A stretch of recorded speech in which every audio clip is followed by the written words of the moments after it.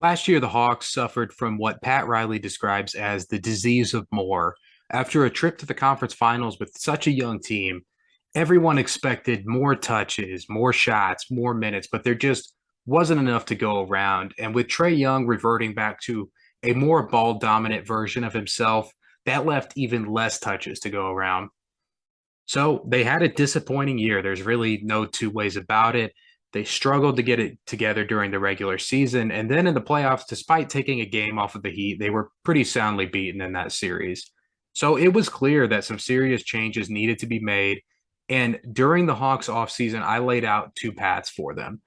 Path one was indulging Trae Young in his want to be one of, if not the highest usage rate player in the league, but surrounding him with really excellent defensive players at the sacrifice of offense, similar to what the 2001 76ers built around Allen Iverson. The other path was getting Trae Young to embrace playing off the ball more and bringing in a true secondary shot creator. And with the Dejounte Murray trade, the Hawks sort of split the difference. And in theory, this should be the perfect backcourt mate for Trae Young. Murray was an all-star level guard with the Spurs last season, nearly averaging a triple-double. He's definitely more oriented towards the defensive side of the ball, but he's still absolutely capable of creating shots for himself and others. Maybe not to the same level of Trae Young, mind you, but still really solid at that. So again, in theory, this should allow Trae Young to get off the ball more, run off of screens or spot up, have Dejounte set up some easy looks for him as opposed to Trae Young having to create everything on his own. And then on defense, Dejounte is one of the most elite perimeter defenders in the league. So he's going to be able to take those tough defensive assignments away from Trae Young. Between last year and this offseason, they were also able to trim some of the fat off of this roster. Like I mentioned at the beginning of the video, there were just too many players on the Hawks with too many individual expectations. So they shipped out guys like Herter, Gallo, Cam Reddish, and brought in a veteran sharpshooter in Justin Holiday. They also signed his brother, Aaron Holiday. They end up taking a flyer on AJ Griffin in the draft. Extremely talented swingman out of Duke who would have likely been around the top 5 range had it not been for some pretty serious injury concerns. Also, Frank Kaminsky is here for depth in case of the inevitable Clint Capella injury.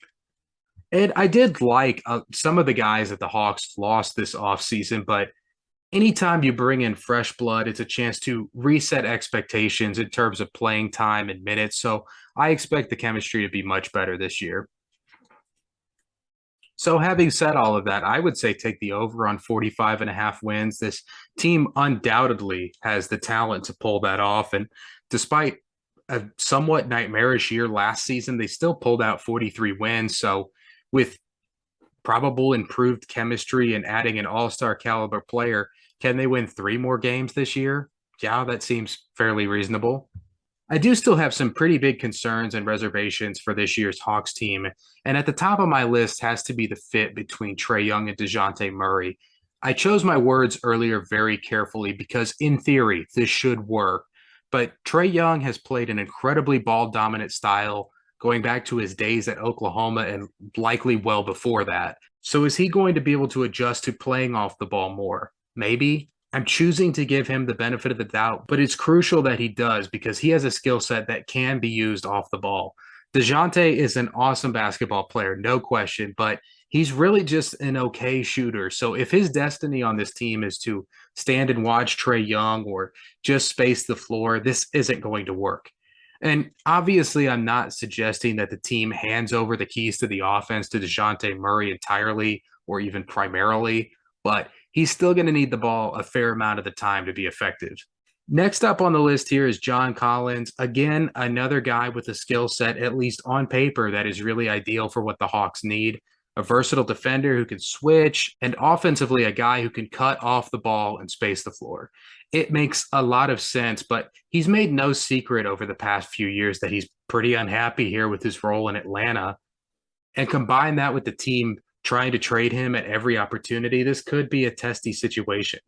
For the Hawks to be successful, Collins is going to have to be a guy that sacrifices and does a lot of the dirty work for this team. So if he's unhappy with the situation here, it's pretty unlikely he's going to go out of his way to sacrifice for the team. And going hand in hand with my doubts with John Collins is my doubts in Nate McMillan. Absolutely. I think he's a solid coach. Not great, but solid. So in the playoffs, can he not get circles coached around him? I'm not expecting him to win any coaching matchups in the postseason, but can he at least totally not get embarrassed out there? Also, with respect to McMillan, he's done a really lousy job so far in Atlanta of managing expectations and personalities of players. So hopefully now with a lot of new guys and a chance to reset the expectations, he can do a better job. The Hawks undoubtedly have the talent to compete in the East. For them, it's going to be more of a challenge of not beating themselves and giving into selfishness. I'm not ready to throw them into the top tier of Eastern Conference teams, but I think they could get there if they make some adjustments and everything goes according to plan.